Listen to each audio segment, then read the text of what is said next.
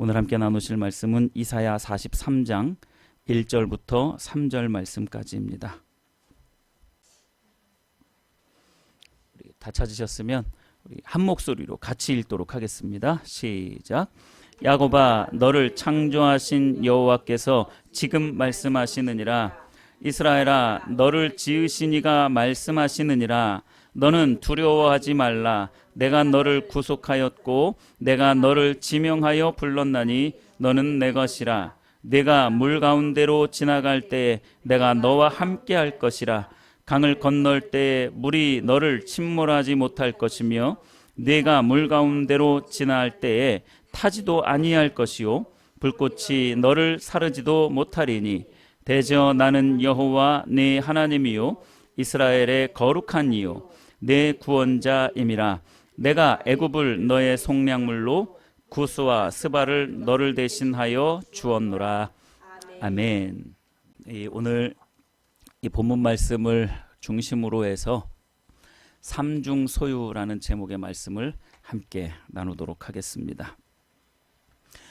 우리는 살아가면서 수많은 사람들을 만나고 서로 일상을 묻고 또 서로의 관심사에 대해서 함께 이야기하며 그렇게 교제하면서 살아갑니다. 많은 관계 속에서 살아가는 거죠.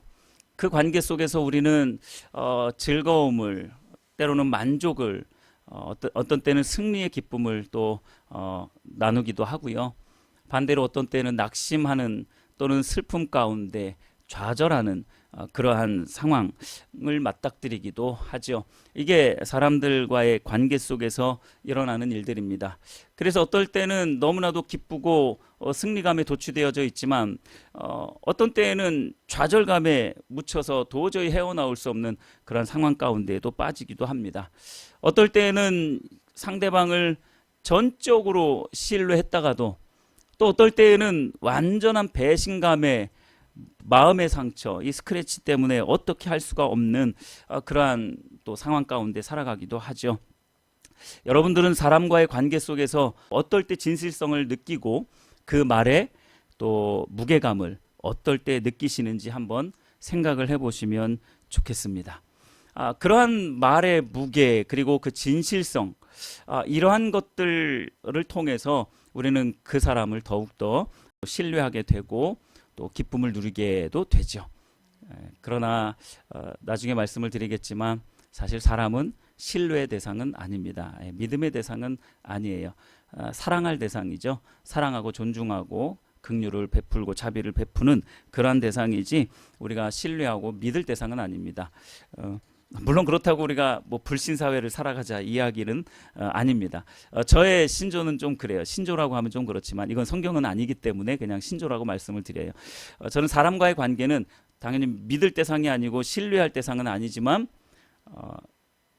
발등에 도끼 찍힐 때까지는 믿어보자. 신뢰를 하자, 이런 생각을 합니다. 그러나 언제나 나의 발등을 찍을 수 있다라는 그러한 생각을 가지고 있는 거죠. 그만큼 사람은 신뢰의 대상이 사실 아닙니다. 여러분들은 어떨 때 관계 속에서 이 사람은 참 진실하구나, 이 사람의 말에는 참 무게가 있구나 라는 그러한 생각을 갖게 되시는지요? 한번 생각을 해보시면 좋겠습니다. 무엇보다도 사람과의 관계 속에서 이 사람의 말은 참 무게가 있다, 이 사람은 참 진실되다 라고 생각할 때는 그 사람의 인격입니다. 인격의 어떤 됨됨이를 보고 이 사람의 말에는 무게가 있어, 이 사람이 아무리 가볍게 이야기를 해도 그 말에는 뭔가 무게가 있어, 그리고 진실한 것 같아 라고 그렇게 느끼죠. 첫 번째로는 그 사람의 인격, 그 사람의 성품이 어떠한가에 따라서 진실성을 우리는 믿게 되죠. 또 하나는 그 사람이 가지고 있는 전문성 때문에 또 그 사람의 말이 신빙성이 있고 진실하다라고 그렇게 생각을 합니다. 여러분 요즘에 뜨고 있는 박사님이 누가 있어요? 오은영 박사님. 그냥 너무 뜨고 있나 봐요. 너무나 잘 알고 계시네. 오은영 박사님이 있잖아요. 학벌도 굉장히 좋으시더라고요. 정신과 의사신데 이렇게 교수로도 이렇게 출강을 하시고 합니다. 굉장히 유능한 분이죠. 여러분, 그 오은영 박사가 말하는 그 말을 여러분들이 들었을 때에 그분의 인격 때문에 그것을 신뢰합니까? 아니죠. 그분의 어떤 전문성이죠. 그 전문성 때문에 권위가 있는 거예요. 그렇기 때문에 우리가 그의 말을 신뢰하고 또 믿고 진실하다라고 그렇게 여기는 거죠. 자, 이처럼 우리 관계 속에서 사람의 말이 진실하다 또는 말에 무게가 있다라고 말할 때에는 그 사람의 인격이나 성품 이러한 것 또는 그 사람의 전문성을 가지고 진실하다, 믿을 만하다, 권위가 있다라고 이렇게 생각을 하는 거죠. 여러분, 그렇다면 이 온 천지 만물을 창조하시고 지금도 다스리고 계시는 그 하나님의 인격과 성품 그리고 그 권위, 전문성은 어느 정도 될까요? 오은영 박사도 하나님이 창조하신 줄 믿으시길 바랍니다. 내가 재료를 사서 내가 만들었다면 그것은 내 것이죠. 내 소유예요. 내가 그것을 다 어떻게 좌지우지 할 수 있는 거죠. 하나님은요, 온 세상에 있는 모든 박사들을 다 창조하신 분이세요. 그리고 하나님은 작고 연약한 자, 노인, 과부, 홀로 된 자들, 고아 이런 사람들을 품으시고 안으시는 그런 하나님이세요. 인격적으로 얼마나 훌륭하십니까? 인격적으로도 훌륭할 뿐만 아니라 그리고 그 전문성에 있어서 그 누구 세상 사람 비교할 수 없을 만큼 그 전문성이 있어요. 그 권위가 얼마나 대단합니까? 자, 오늘 그 하나님이 지금 저와 여러분들에게 말씀하고 계세요. 오늘 43장 1절 말씀에 이렇게 말씀합니다. 야곱아, 너를 창조하신 여호와께서 지금 말씀하시니라. 이스라엘아, 너를 지으신 이가 말씀하시느니라. 여기서 말하는 야곱과 이스라엘은 그냥 이스라엘 백성인데 오늘날의 저와 여러분들을 말합니다. 하나님을 믿는 하나님의 자녀들을 말합니다. 다시 말하면 여러분들의 이름을 여기다가 넣으시면 되겠습니다. 현웅아 라고 이렇게 말하는 거죠. 너를 창조하신 여호와께서 지금 말씀하시느니라.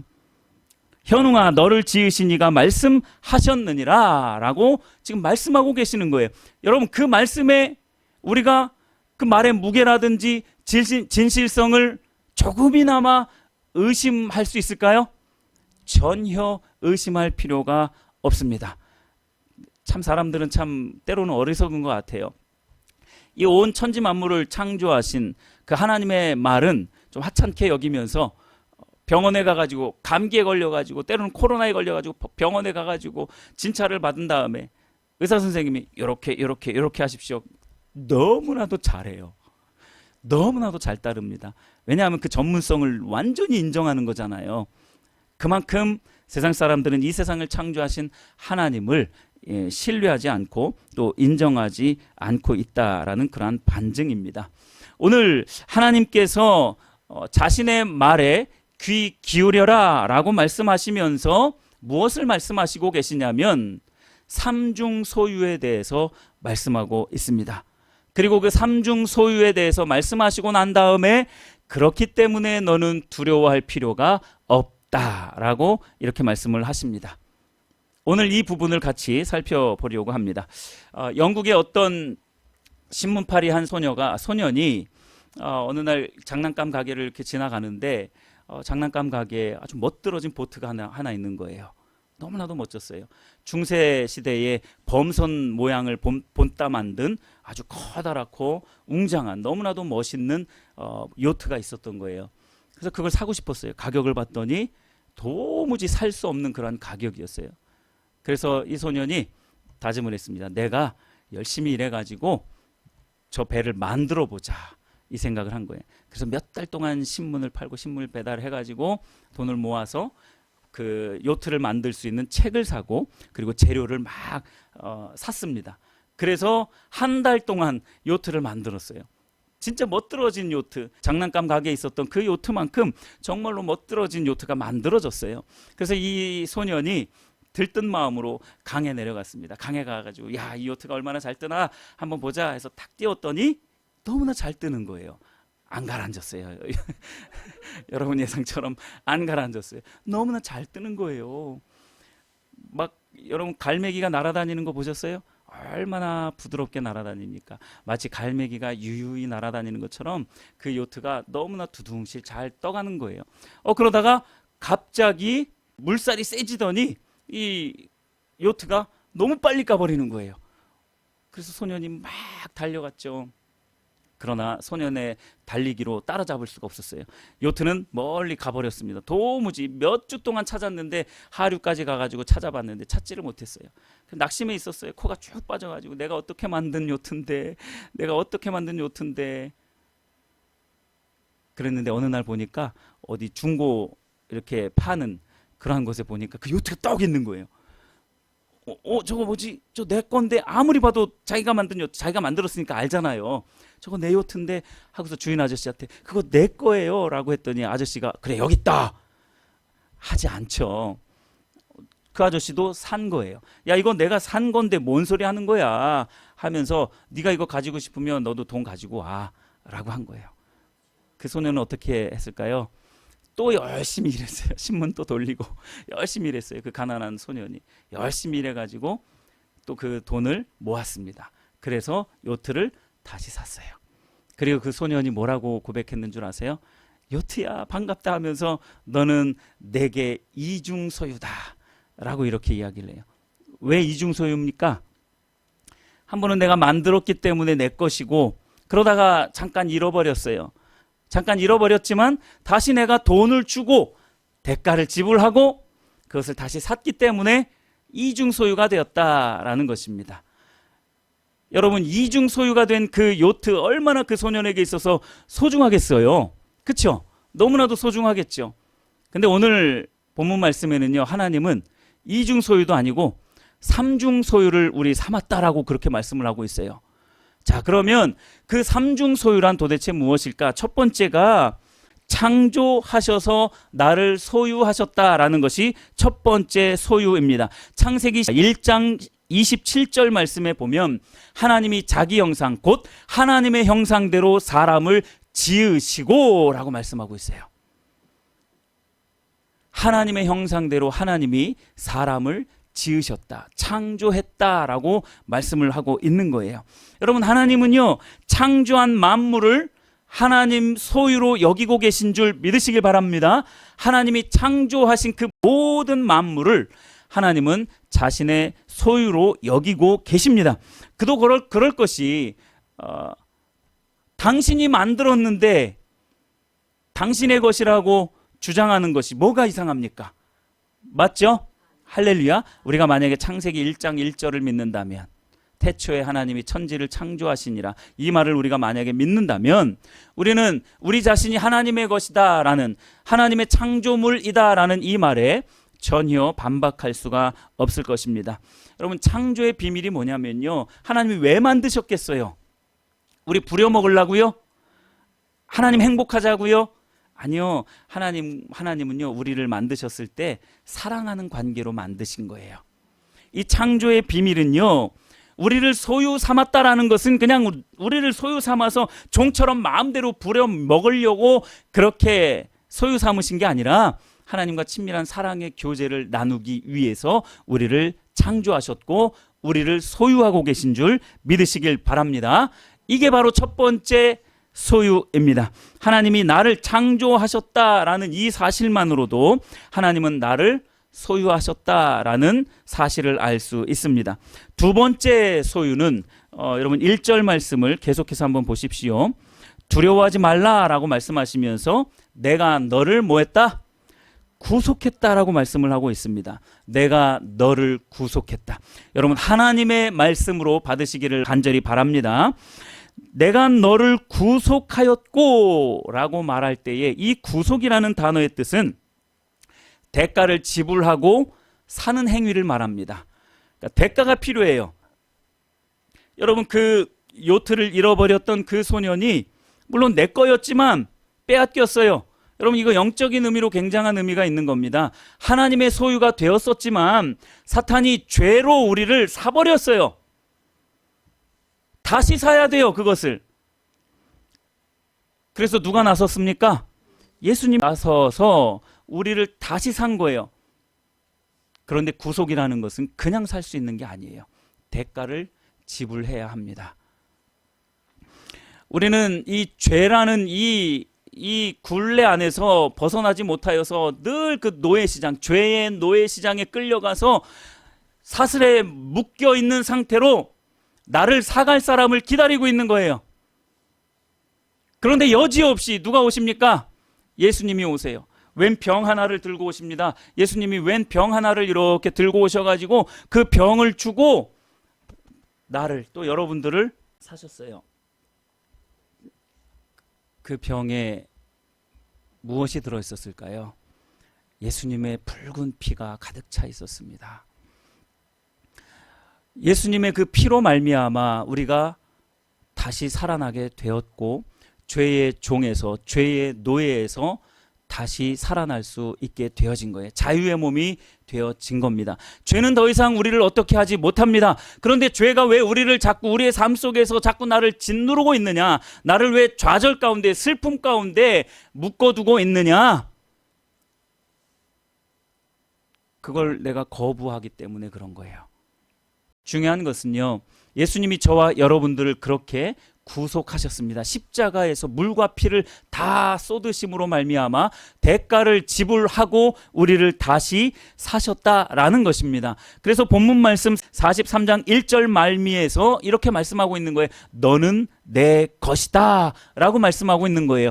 내가 너를, 대가를 지불하고 너를 샀기 때문에, 내 생명을 주고 너를 샀기 때문에 너는 내 소유다 라고 말씀하고 있는 거예요. 이게 이중 소유입니다. 할렐루야.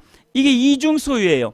그러니까 하나님은 우리를 창조하신 것만으로도 나의 주인이라고 말하기에도 충분한데, 죄의 노예가 된 우리를 다시 또 대가를 지불하고 자신의 생명을 지불하고 우리를 다시 사셨기 때문에 이중으로 소유가 된 거예요. 여러분, 하나님이 우리를 이중으로 그렇게 소유하고 계신다라면 얼마나 우리를 사랑하시겠어요? 얼마나 애정을 갖고 계시겠습니까?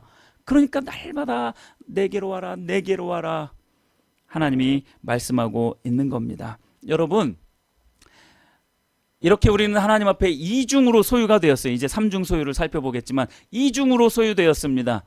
여러분 자신이 여러분 것입니까? 아니에요. 포기할 것은 빨리 포기하셔야 됩니다. 내가 소유할 수 없는 것을 소유하면 그것은 욕심으로 발전하고, 그 욕심은 탐심으로 발전합니다. 탐심은 우상 숭배라고 성경은 분명하게 말씀하고 있어요. 포기할 것은 빨리 포기하는 게 좋아요. 그냥 하나님, 나를 하나님이 알아서 쓰십시오. 대통령으로 쓰실 거면 쓰시고, 비록 거지라도 그래도 하나님을 섬기는, 하나님을 사랑하는 그러한 사람으로 쓰실 거면 마음대로 하십시오. 그러나 나에게 주어진 이러한 시간들은 내가 최선을 다해서 하나님의 힘을 가지고, 그 은혜를 가지고 살아가겠습니다. 이러한 자세로 우리는 살아가야 되는 거죠. 세 번째 소유는 소명입니다. 1절 하반부에 이렇게 말씀합니다. 계속 한번 보세요. 1절 하반부에 보시면, 내가 너를 지명하여 불렀나니 너는 내 것이라. 지명하여 불렀다. 이걸 영어로 말하면 calling이에요. calling. 불렀다라는 거예요. 이걸 다시 해석을 하면 소명이라고 또 말할 수 있습니다. 저와 여러분들은 다 소명자인 줄 믿으시길 바랍니다. 하나님이 저와 여러분들을 선택해서 지명해서 불렀어요. 지명했다라는 게 뭐예요? 예, 제가 손가락질하면 다 기분 나빠하지만 이건 그런 손가락질은 아니에요. 좋은 일로 딱 뽑는 거죠. 이렇게 한 사람 한 사람 지명하는 거예요. 이렇게 한 사람 한 사람 지명하는 거죠. 그래서 불러오신 거예요. 그것을 보고 소명이라고 말을 합니다. 그러면 자, 이중 소유로만 그냥 살아갔으면 좋겠어요. 나는 하나님의 거예요. 하나님의 창조물이고, 그리고 예수님의 그 핏값으로 나를 사셔서 이중 소유로 나를 삼으셔서 그 사랑 안에만 그냥 항상 있어요. 아무것도 안 하고 그냥 그 사랑 안에서 늘 있어. 그래서 신앙의 본질 두 번째가 하나님의 행하심을 보고 온 삶으로 동참하는, 그것이 신앙의 본질 두 번째입니다. 신앙의 본질 첫 번째는 하나님을 알고 사랑하는, 그 하나님과 친밀한 사랑의 교제 가운데 있는 게 신앙의 본질이에요. 잘 먹고 잘 사는 것이 신앙의 본질이 아닙니다. 하나님께서 우리를 이 땅에 보내셨을 때에 그저 잘 먹고 잘 살라고 이 땅에 보내지 않았어요. 만약에 우리를 잘 먹고 잘 사는 그 일로 우리를 만약에 보냈다라면 저 짐승들과 뭐가 다를까요? 저 사자처럼 막 들판을 호령하는 그 사자들보다 못한 삶 아닙니까? 여러분, 하나님은 우리를 그렇게 짓지 않으셨어요. 그렇게 우리를 창조하지 않으셨습니다. 사랑의 관계로 만드셨을 뿐만 아니라 이 삼중 소유인 콜링을 하셨다라는 거예요. 소명을 주셨다라는 거예요. 그러면 뭔가 할 일이 있다라는 거죠. 도대체 무슨 할 일일까요? 한마디로 말하면요, 소명은 예수님처럼 사는 삶인 줄 믿으시길 바랍니다. 예수님처럼 사는 삶을 살게 하기 위해서 하나님은 우리를 지명하여서 우리를 부르신 거예요. 자, 예수님처럼 산다라는 게 뭘까요? 예수님은 이렇게 사셨어요. 하나님 한 분만 신뢰하면서 그분만 예비하는 삶을 살았습니다. 그분이 자신의 전부인 것으로 그렇게 사셨어요. 또 예수님은 성령님의 인도하심에 민감하게, 그래서 성령님이 인도하시는 길이 아니면 절대로 그 길을 걸어가지 않았습니다. 이게 바로 소명을 입은 자들이 살아가야 할 삶의 자세입니다. 또 예수님은 어떤 삶을 사셨습니까?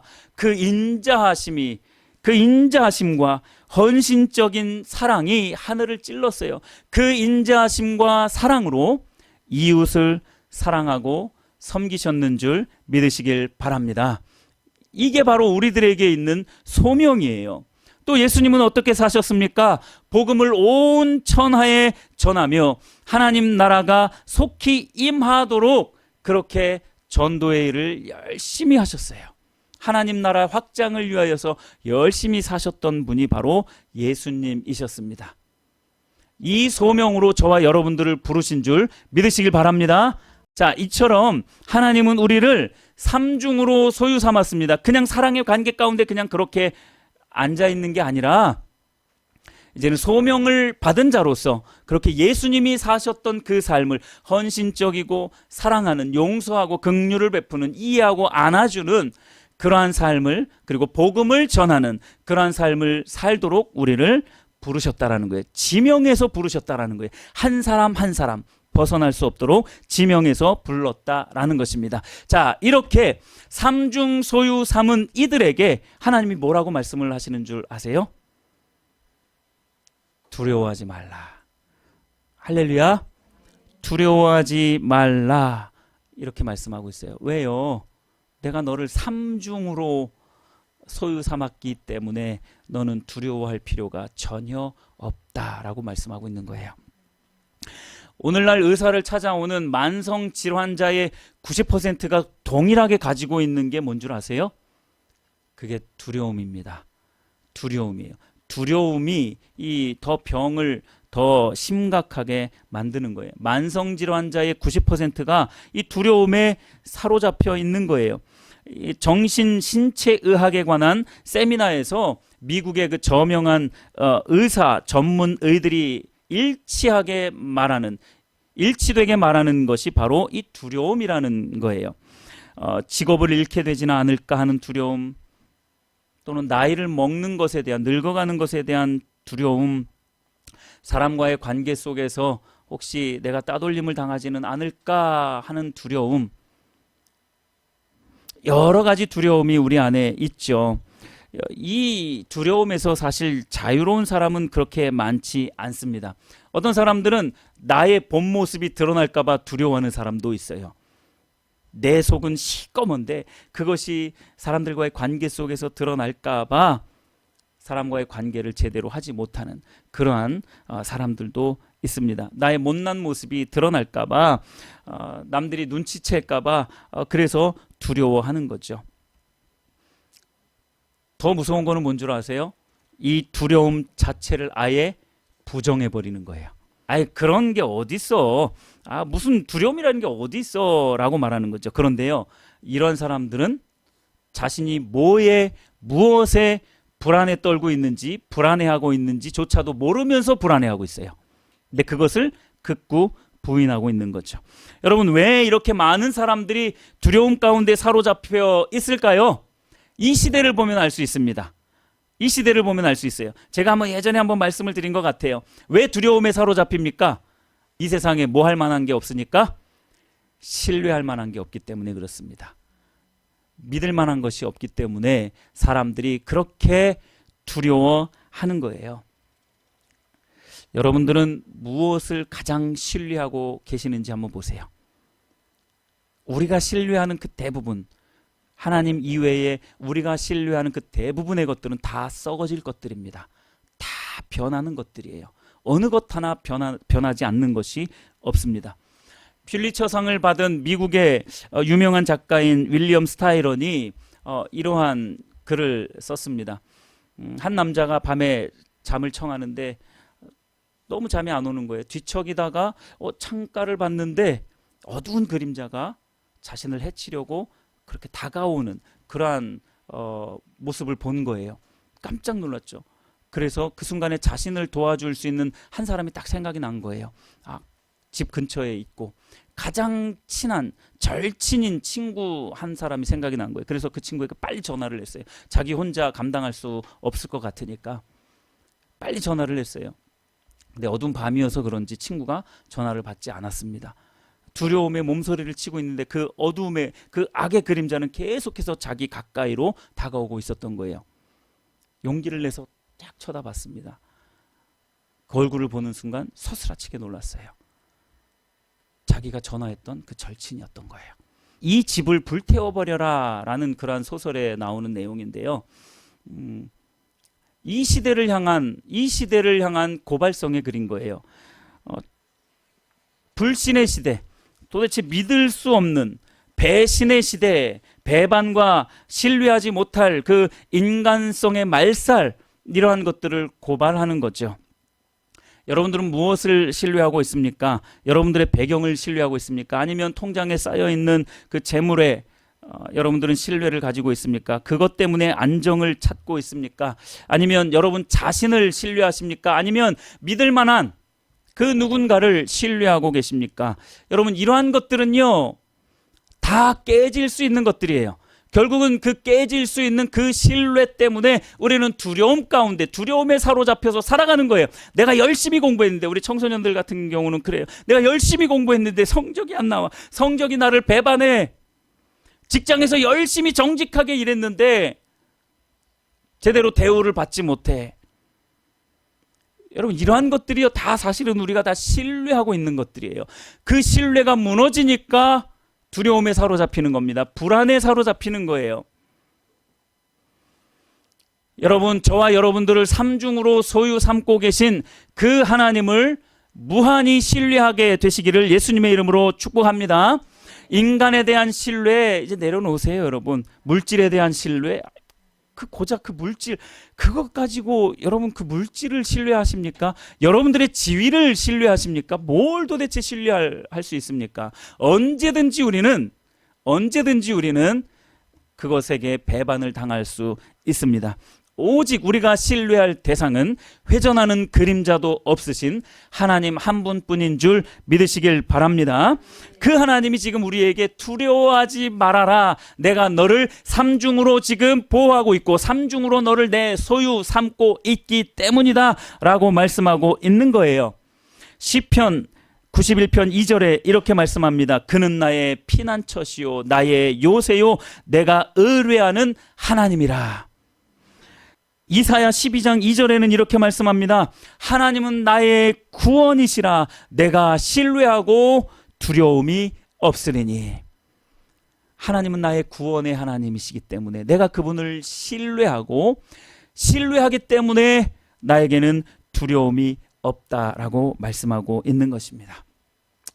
자, 여기에서 우리가 한 가지 주의할 점이 있어요. 2절 말씀을 한번 보실래요? 2절 말씀 같이 한번 읽어보겠습니다. 여러분들이 한번 읽어보세요. 시작. 내가 물 가운데로 지날 때에 내가 너와 함께할 것이라. 강을 건널 때에 물이 너를 침몰하지 못할 것이며 네가 불 가운데로 지날 때에 타지도 아니할 것이요 불이 너를 사르지도 못하리니. 아멘. 자, 이 말씀을 보면요 대부분의 많은 사람들은 이렇게 생각을 해요. 물 가운데로 지날 때에 물이 나를 침범하지 못한다. 그리고 불 가운데로 지날 때 불이 나를 침범하지 못한다. 그러니까 물과 불은 나를 해롭게 하는 그 모든 세상에서 일어날 수 있는 모든 일들을 말해요. 그 물과 불이 나를 침범하지 못한다. 그러니까 나는 완전히 안전해. 이렇게만 생각을 합니다. 여러분, 애굽에서 탈출한 이스라엘 백성들이 처음으로 맞닥뜨렸던 어려움이 뭐였어요? 홍해 앞에 서는 거였어요. 그 물 앞에 서는 거였습니다. 홍해가 가로막는 일이 없습니까? 있어요.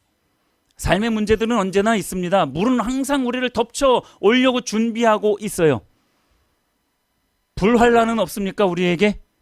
다니엘의 세 친구 보십시오. 그 불구덩이로 들어갔어요.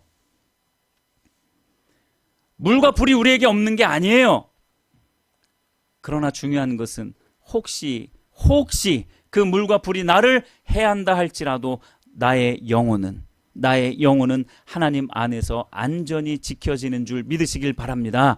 이게 하나님이 우리를 두려워하지 말라라고 말씀하시는 이유예요. 물론 많은 경우에 있어서는 그 물이 우리를 아예 덮치지 못하도록 보호하시고 불이 우리를 아예 덮치지 못하도록 보호하세요.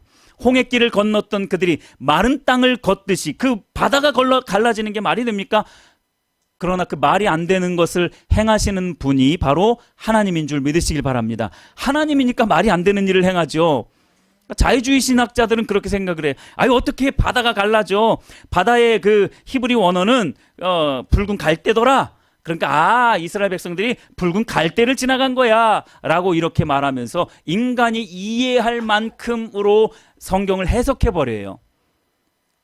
늘 말씀드리지만 여러분, 갈대가 딱 누워있다가 다시 딱 겹쳤을 때 그 말들이 다 죽고 병사들이 다 죽는 일이 더 기적 아닌가요? 뭔 말인지 모르시나요?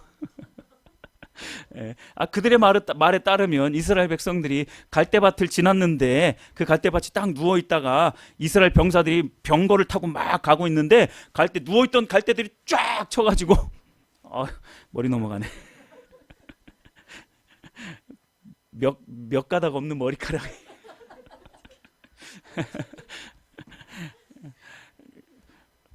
누워있던 갈대가 딱 쳐가지고 그들이 다 몰살됐다? 더 기적이에요. 그러니까 성경을 오히려 인간적으로 해석을 하려다 보면 더 큰 기적이 일어납니다. 그럴 필요가 없어요. 홍해가 갈라졌어요. 정확하게 성경이 말씀하고 있잖아요. 마른 땅처럼 그들이 건너갔다. 그렇게 하나님은 또 보호하시기도 해요. 다니엘과 세 친구 불구덩이에 들어갔어요. 평소보다 3배 그 풀무불, 쇠도 녹일 수 있는 그 불을 3배로 높였는데 그 불 속에 들어갔던 그들이 보호함을 받았습니다. 하나님은 당연히 우리를 그렇게 보호하시기도 해요. 그러나 우리에게 그 물과 불이 전혀 없다라는 이야기는 아닙니다. 여러분들 혹시 초기에 믿었을 때에 예수님 믿으면 복 받습니다, 만사가 형통합니다, 이 말을 너무 믿다가 예수님 믿었는데 똑같이 고난이 오는데요, 마음에 낙심이 오는데요, 힘든데요.